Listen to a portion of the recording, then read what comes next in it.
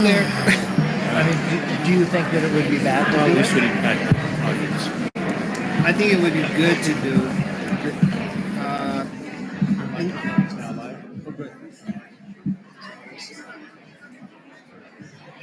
I don't know. Does that trouble you at all? I like the idea of doing it. I like the idea of just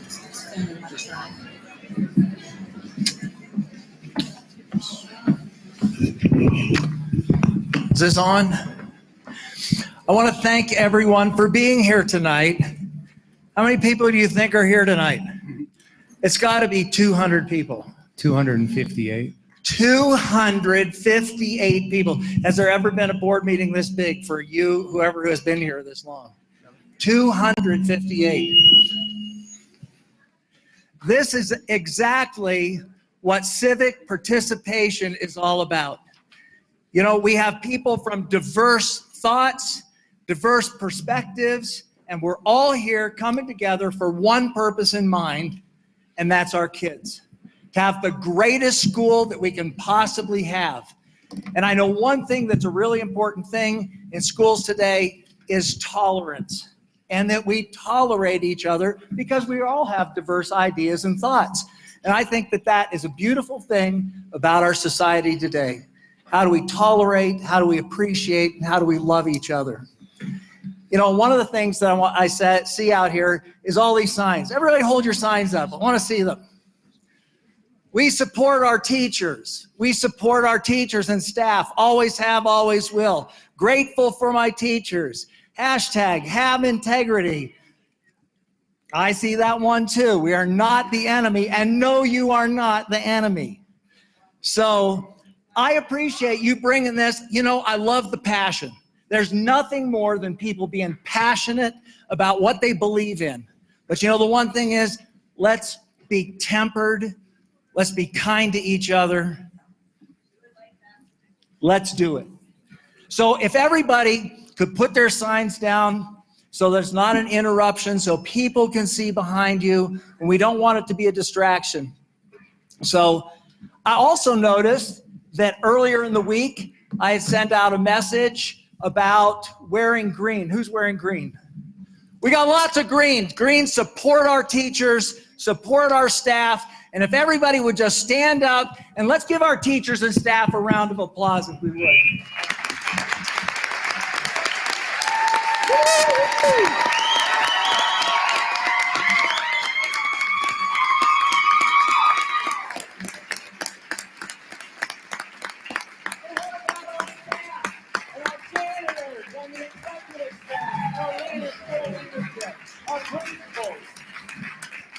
You know, without all these people, we would not be a team. We would not be working towards making this the greatest school district in the area, which I believe we are, and we can even get better at it. So what I'm asking is, let's work together. Let's do a great job at this. And I think that together we can come up with some amazing plans.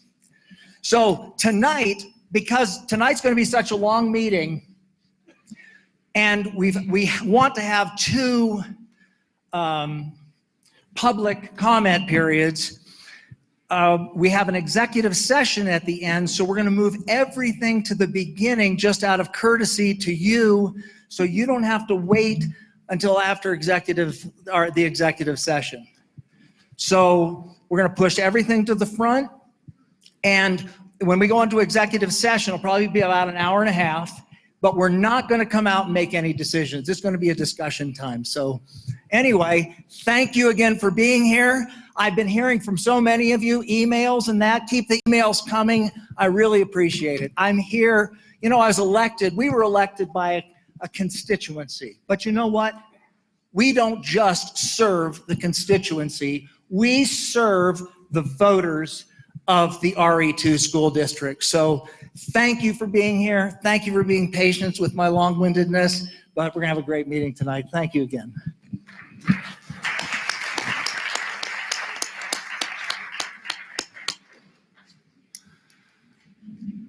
Did I say we called the meeting to order? No. Meeting's called to order. Whoa. Okay. Okay, tonight we have, for the Pledge of Allegiance, we have 3 students coming up. We have Easton Washaleski from Boy Scout Troop 230, and we have Annie DeMuth and Fiona Wright of Divide Girl Scouts. Did I get that right? Come on up to the microphone over here, and thank you so much. Let's all rise, remove your hats, and they will lead us. I pledge allegiance to the flag of the United States of America and to the republic for which it stands, one nation, under God, indivisible, with liberty and justice for all. Let's stop for a moment of silence. We got some terrible things going on around the world with the people and the poor people in the nation of Ukraine. And just during this moment of silence, perhaps we can just remember them and just the terrible time they're going through. So let's pause for a moment of silence, please.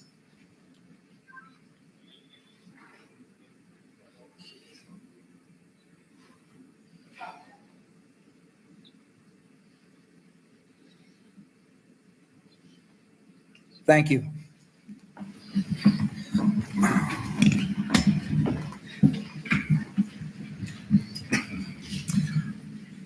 All right, I'd like to ask for an approval of the tonight's agenda.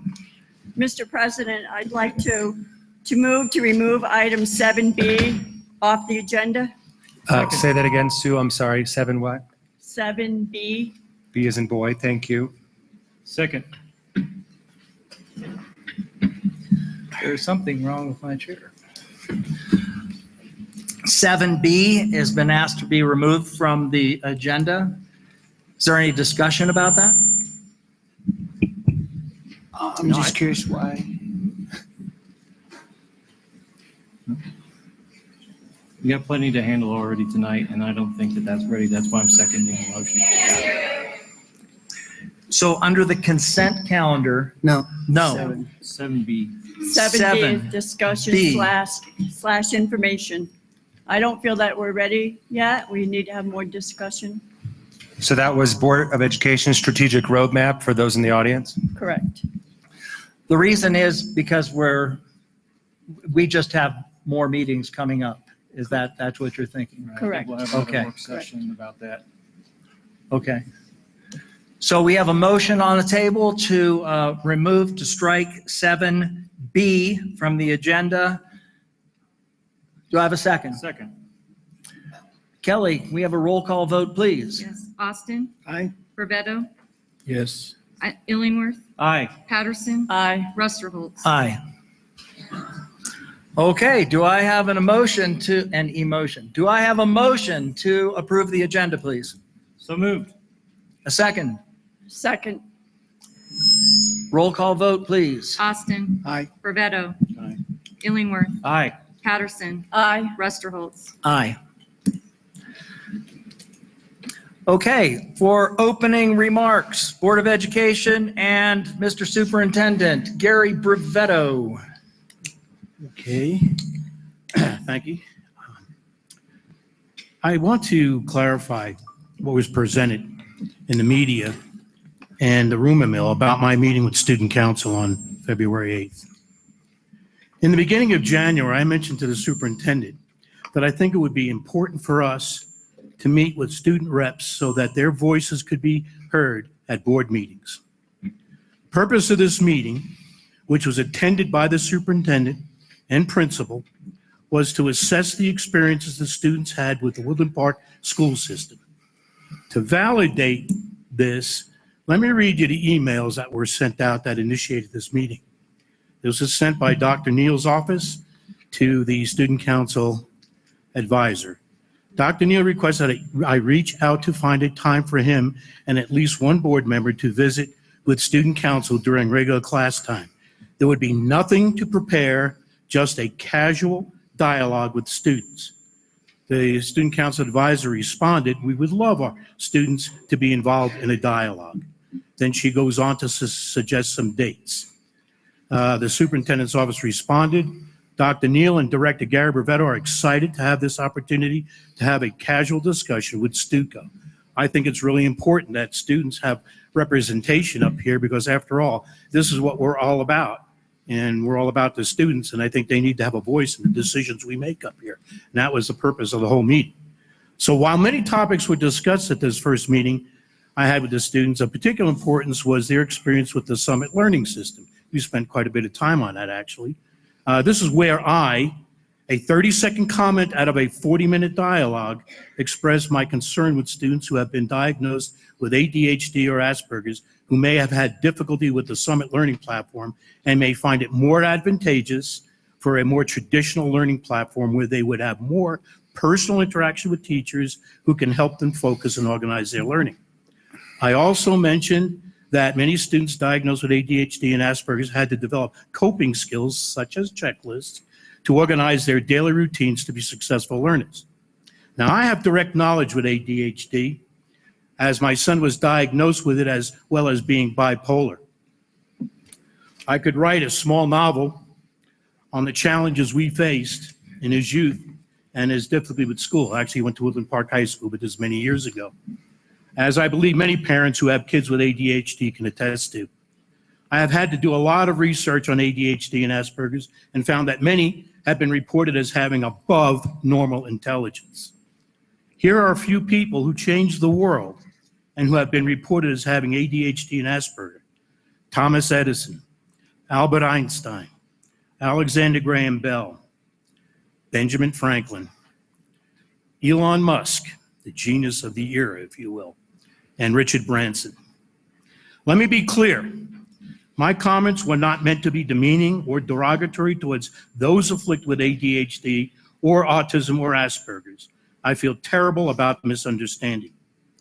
Now, I encourage the board and public to operate in an environment where integrity, decency, morality, respect, and gratitude could prevail. Criticisms of me are irrelevant. I would much rather talk about opportunities for students, the reason why we're all here. Thank you. Thank you, Mr. Brevetto. Mr. Neal. I'll defer to any other members of the board prior to my comment, but anybody else? Opening comments? All right, I can do pretty good with the microphone, but I think Ron turned these down a little bit so they stopped whining. So Ron, if you'll help us, do we have speakers in the house or are we only hearing monitors up here, Ron? Okay, we're just going to keep working on sound. Thank you everyone for your patience. Any other members of the board who would like to speak, please? I don't need to say anything other than maybe the technical dynamic of these mics probably don't need to be in the monitor, but the floor mic does so that we can hear the public comments. Otherwise, we're going to keep getting this feedback, I think. Spoken like a good musician. Anyone else? I do. Mr. Brevetto, it is a pleasure to be on this board with you, and we have spoken privately many times, and I know your heart is for the children, and I know that you've served children from out of the country your entire life. And, you know, I apologize for myself for the last meeting that I didn't have the knowledge that I have now, because I would have spoke up because I think things have gone too far for too long and have been unspoken. If I would have known that Mr. Brevetto was accompanied by the Superintendent Neal and also the Principal Kevin Burr of the high school the entire time, I think if we could have shed some light on that subject, perhaps things wouldn't have gotten so misconstrued. I think transparency is of utmost importance, and we need to hold to those standards. And I just want to say publicly that Gary has a heart and he for servitude and for the children. I think above all of us school board members, that's where Gary's heart lies. I think we all have something unique to bring to this board, but Gary has always spoken up for the children and how much he values the education and how much he backs the Woodland Park School District. So thank you. Thank you, Mrs. Patterson. You know, I too had a part in this, and I wish that I would have responded as soon as I found out with an email to all of you so that things don't escalate the way they do. So I will certainly try to do better in the future in transparency and in communication. So. Members of the board, thank you, sound booth. Ron is actually not with us this evening, so the team upstairs is doing the best that they can. Ron is with his ailing father this evening. So sound booth, continue to give us instructions and we'll try to make the sound right. Any other members to speak? Thank you. Thank you. Thank you, Mr. President. I'd like to start by letting everyone know my thoughts are with Ron and his family right now. So I hope that things are going to be okay there. But thank you for bringing that to our attention, Superintendent. I'd also like to start by taking a minute to note that I am very proud to serve with Gary Brevetto and the rest of this board. Gary, you are a patriot who has served our country honorably. You have shown through your service a steadfast love for this country and this community through your service not only in the Air Force, but through City Council, through working with students from foreign countries, and finally, and today, for this school board. So Gary, I want to let you know that I think you are an admirable example of the Air Force core value of service before self, and I salute you, sir, for your service. Thank you, Mr. Illingworth. A little bit more. A little bit more.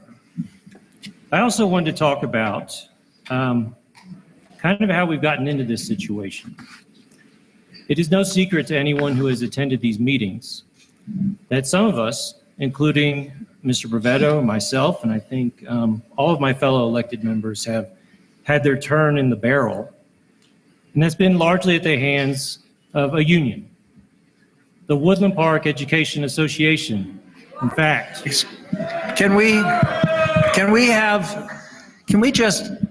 we have different ideas about things. Each of us has our own. Please, let's be respectful to each other. I hope that's not too much to ask. Let's please stop. Thank you.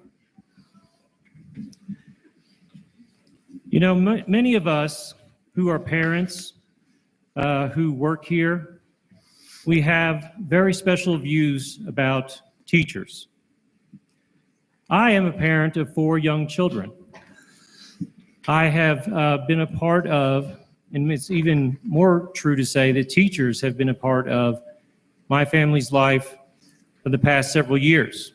Anyone who has children knows, values, and trusts teachers as an important, essential, critical, undeniably, irrevocably intertwined member and contributor to their children's, not just education, but their well-being and their future. I believe that is how most parents view teachers. It's a special and unique relationship between a parent and a child, and a parent and a teacher and a child. That is how I view teachers. And that is why I support them and why I love them, just as so many of us do. The Woodland Park Education Association and teachers unions are a different beast entirely. It's interesting about unions that for them alone, teachers are dollar bills. Nobody makes money off of teachers except for unions. Every member of a union is dues paid to the union. They collect money from our teachers, and that money goes up the chain. The Woodland Park Education Association is connected to the Pikes Peak Education Association, which is connected to the Colorado Education Association, and ultimately the National Education Association. The money from teacher dues to unions ends up, and you can check this through the Colorado Secretary of State website, Tracer, and look at the campaign contributions. It ends up in the pockets, mostly, almost exclusively, of radical, progressive, Democratic politicians.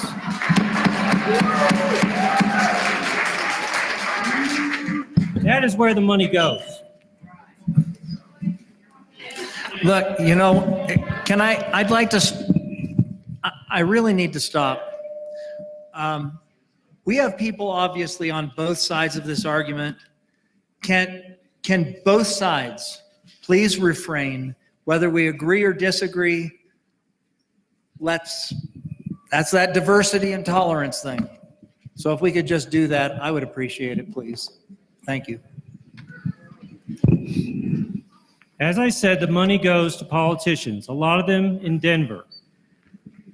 Those same politicians use those political contributions, which comes from our teachers' salaries, which comes from our taxpayers' taxes, to fund, pass, legislate, and push ideology that is absolutely contrary to the majority of people living in Teller County and the Woodland Park School District.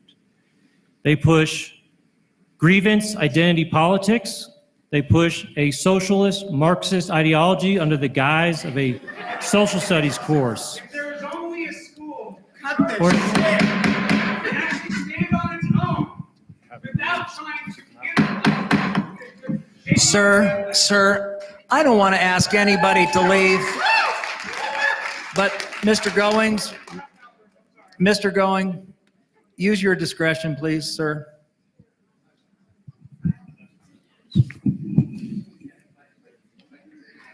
So if anyone had any doubt about how unions are funded and what their goals are, that's the beginning of that primer course.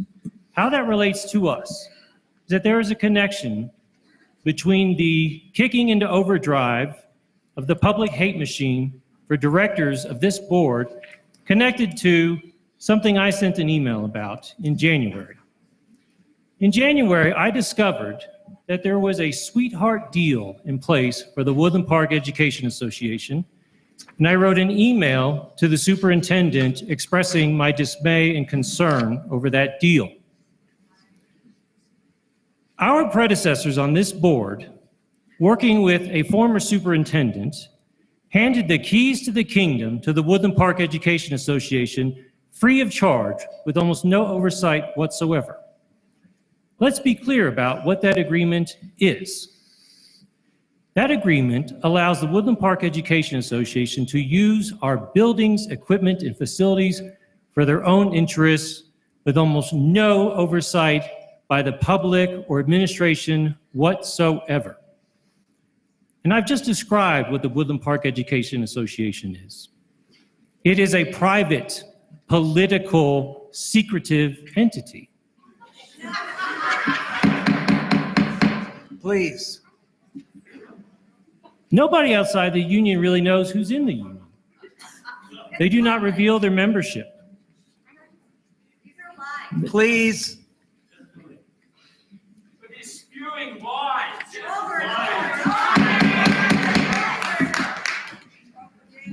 I've just asked, please, let's keep order here. I don't want anyone to have to leave. Just, please, let's keep order. Thank you. They are allowed. Further, one thing we do know, though, is that the Woodland Park Education Association does not represent a majority of our teachers. They don't represent anything close to a majority of our teachers. And yet, they have a deal in which they are allowed to represent even those teachers who have chosen not to join them, who have chosen not to associate with them, who have chosen to say, you do not speak for me. And yet a previous board and a previous administration said, the Woodland Park Education Association will represent even you who do not join the union. They will represent you. They will speak for you at the negotiating table about your salary and your benefits. Those teachers who do not choose to join the union have nonetheless had their First Amendment rights curtailed, have had their bargaining rights curtailed by an organization whose own agenda is absolutely opposed to most of the families and voters in this district. Now, why, how is it ever in the public interest to grant free rein to public schools, public facilities, public email networks, to grant bargaining rights to people who do not choose to associate with the union? And what do we get in exchange? Nothing. The people get nothing in exchange. This deal, we wouldn't give this to the Make-A-Wish Foundation. We wouldn't tell a neutral, not-for-profit public entity that they could come in here and use our schools for their own meetings, use our email servers to rally people to their cause on school time, on school campus, among school employees trying to do their jobs. And yet we hand it to a political organization, a private organization, a money-making organization that absolutely uses its money to fund policies that are contrary to the wishes of the families of this district. I discovered that and sent an email about it. What happened in the meantime was that the same union did a core request for my emails. They got the email showing that I was looking into this. And what do you know? Almost immediately, the hate machine online at these meetings, everywhere, kicked into overdrive. And suddenly, individual directors' families were attacked. They were smeared as racist. They were smeared as illegal and liars. Their families were attacked. Their jobs were attacked. Mr. Brevetto was the subject of a hit piece in the Pikes Peak Courier. Was he contacted for quote? No. Was the superintendent contacted for quote? No. I am now the subject of a hit piece in the Pikes Peak Courier. The next, we can't continue a meeting with this. I understand that people are offended. I understand. This is our First Amendment, and this is the Board of Directors business meeting. So I ask you once again, thank you. Officer Going, will you please use your discretion on helping this person either find their car or to be quiet? I hate doing that kind of thing. I don't like that. I won't be rude to you when you come up and talk. I'll be just as polite as I am now, and I always am. Cancel culture, courtesy of that union, has come to town, ladies and gentlemen. The superintendent has been contacted. David Rusterholz has been contacted. My boss, the district attorney, has been contacted. Have I been contacted? No. Have I received an email or a phone call from the press? No. That's why I take this time now to give not only the press but the people my quote. I will not be intimidated by a union that seeks to feather its own nest at the expense of the taxpayers, families, and voters of this community. I do not represent the union. And newsflash, people, the union does not represent this community either. The union looks out for the union. I ran to look out for children and families and teachers, even those who do not choose to join the union, but wish to speak their mind freely and independently.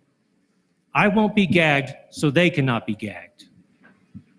I would like to take a minute to discuss the fact that, as I noted earlier, I am very proud to serve with Gary and David and Sue and Chris. We do not always agree on everything, but we engage in a vigorous, honest, and respectful debate amongst each other. That is how we get the people's business done. I am excited for the agenda tonight because one of the things on there is a discussion item about the Merit Academy application for facility usage. It is no secret that I have long been a supporter of Merit Academy. I consider chartering Merit Academy to be the righting of a wrong that was committed by the predecessor board. it's quite ironic because if the board had approved merit back then, I probably wouldn't be sitting in here. And I know there's a lot of you who would love to have seen that. But when merit was disapproved, there were numerous public comments suggesting that merit go out there and do it on their own. Bring their ideas to the school and try and make change. Well, careful what you wish for, because not only are they around, so am I. One of the things that happened here is I have come to these meetings and I've lost track of the number of our predecessors who have stood before this board, engaged in a campaign to tell us that we could not possibly do other than they chose to do. As if the future could never be any different from the past. They write op-eds, they come to the meetings, they go to the Facebook groups and supply talking points, which turn into emails that land in our inboxes. And they constantly harp on the fact that when they disapproved merit, there was this endless list of things that merit was deficient in, and therefore merit could not be approved as a charter school. But I have noted the silence that is in common, which is no matter how many of them, whether they're former superintendents or former board members or former employees, who all come to defend the decision they made a year ago, they're always silent on a couple of the same things. They're always silent on the fact that they had an independent reviewer look at the charter application, and that person's independent professional opinion was the board should charter the Merit Academy. That fact is always glossed over. Further, they hide behind the excuse of so-called deficiencies for transportation or meal planning, leadership, and suggest that those were legal deficiencies, when in fact they are performance indicators. They are notes of concern to an approving body to say, hey, if these problems are there, you don't want to necessarily charter this school and have them stand up but not succeed. That creates chaos and hardship and suffering for the district, for the kids, for their families, for the staff. Those are not legal deficiencies. So anyone who hides behind that is hiding behind a fig leaf. Today, the ground is very different. Merit Academy is not an idea on paper. It is a real school functioning in our district. It has hundreds of students, 100 more on a wait list.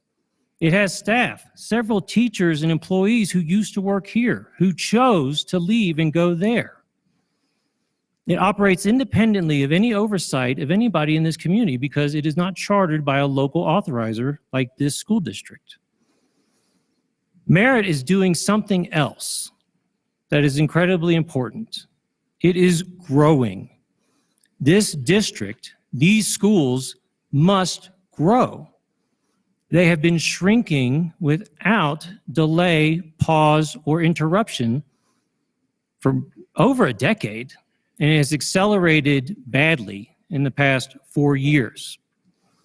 If we do not grow, we will not have children to educate. If we do not have children to educate, we cannot keep teachers. If we cannot keep teachers and we lose jobs, this community suffers, to say nothing of the fact that nobody wants to see anybody lose their job.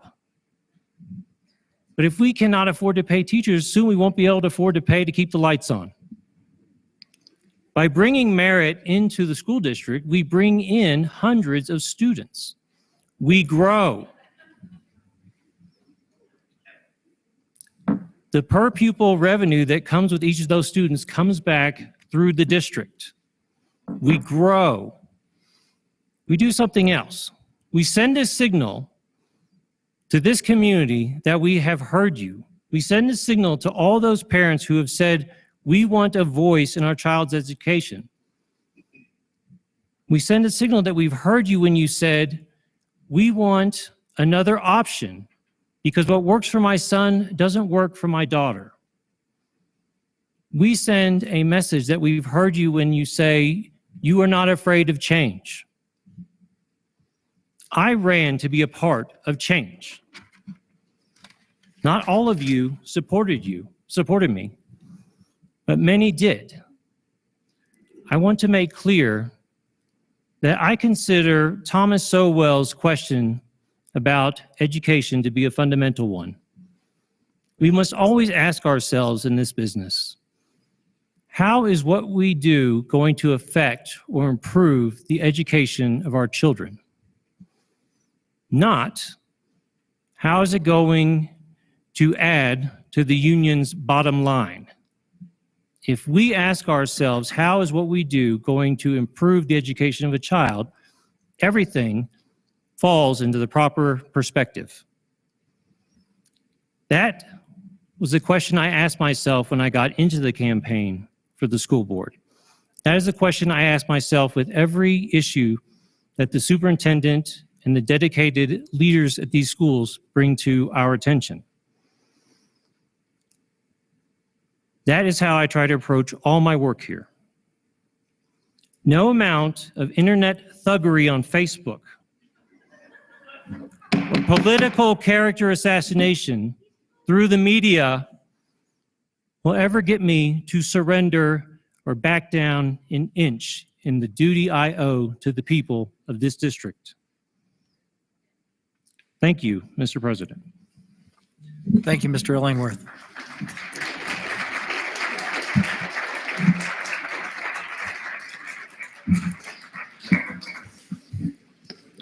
Mr. Russholtz, if I may. Yes, sir.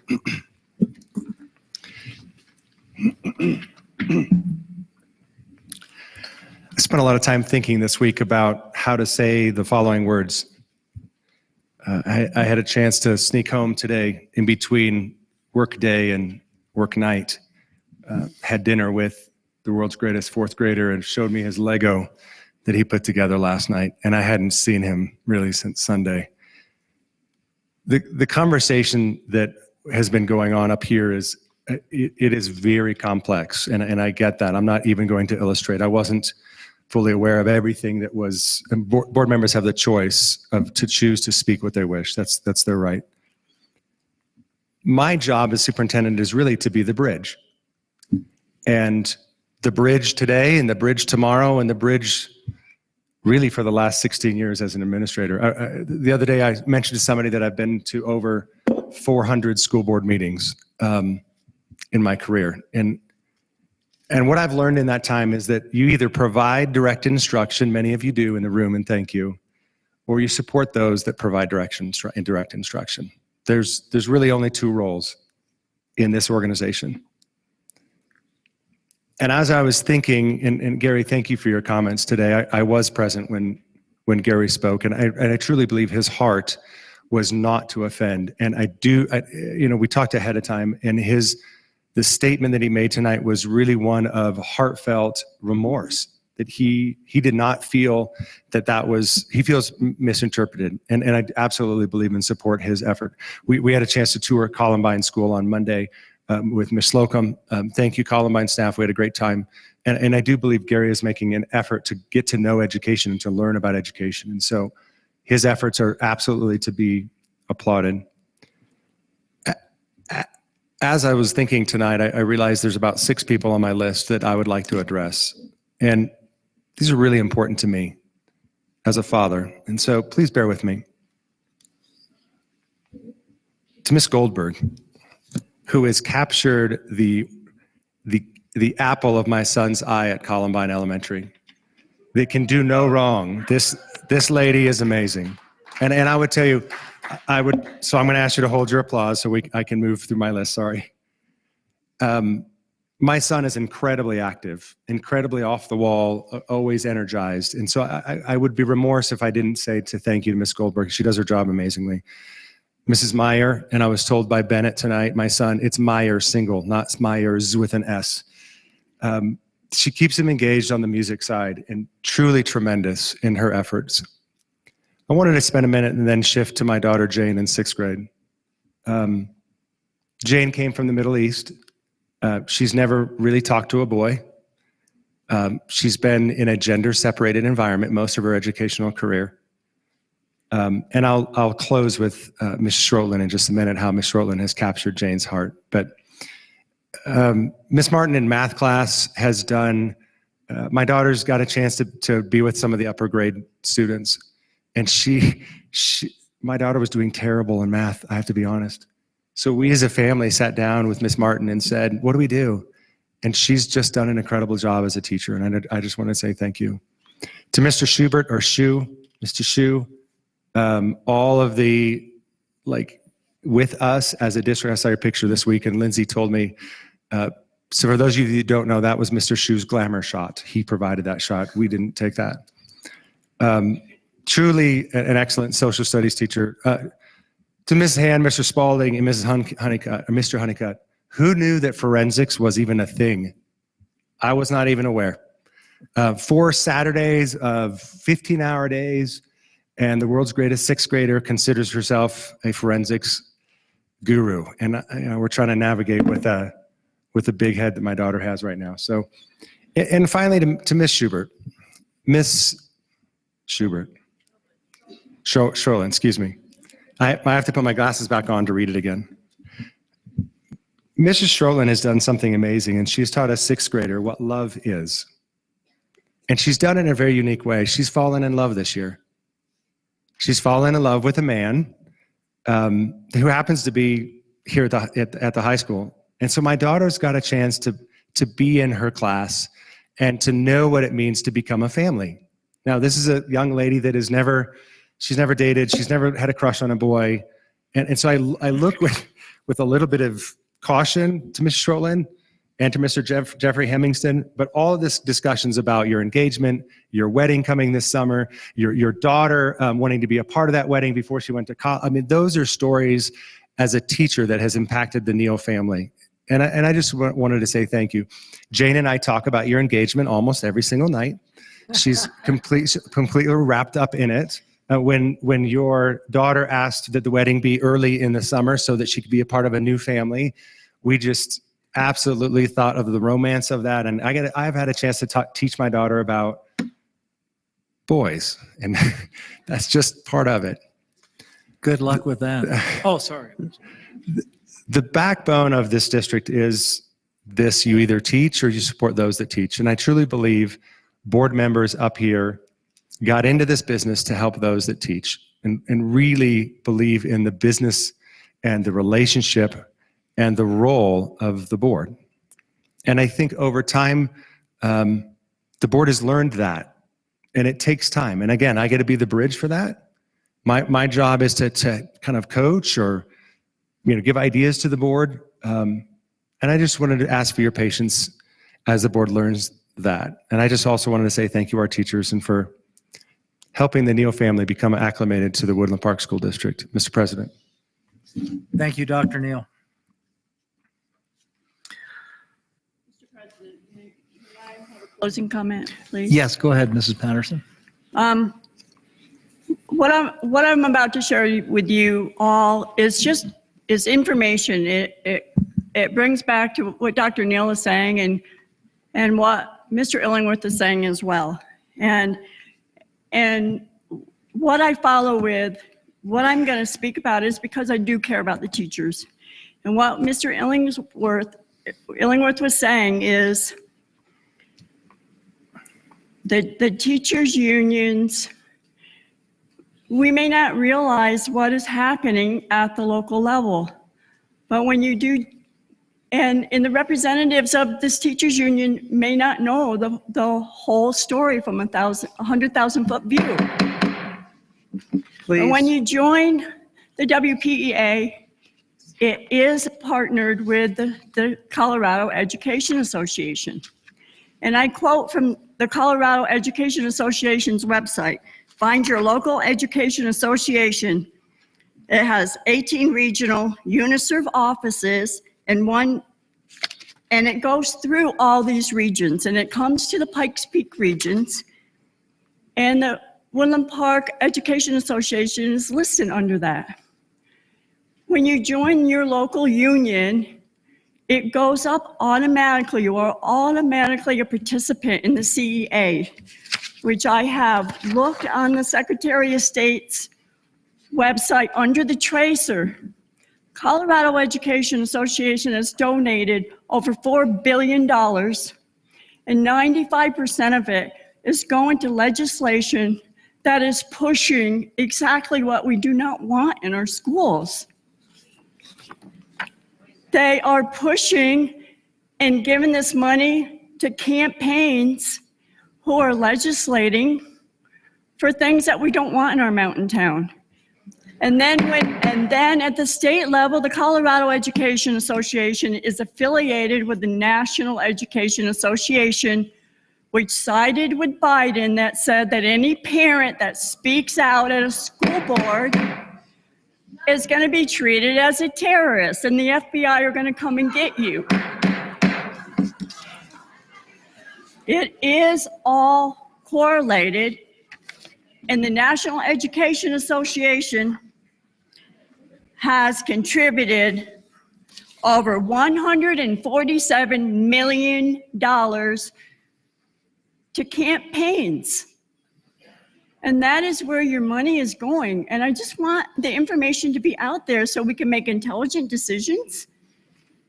And so you need to be aware of what's going on at the national level, because it does trickle down here.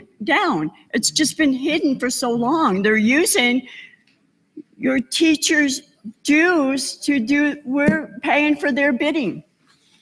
So just look it up for yourself. It's there, it's traceable, and it's real. They're all connected to one another, just like Mr. Illingworth said. Thank you. Thank you, Mrs. Patterson. Okay.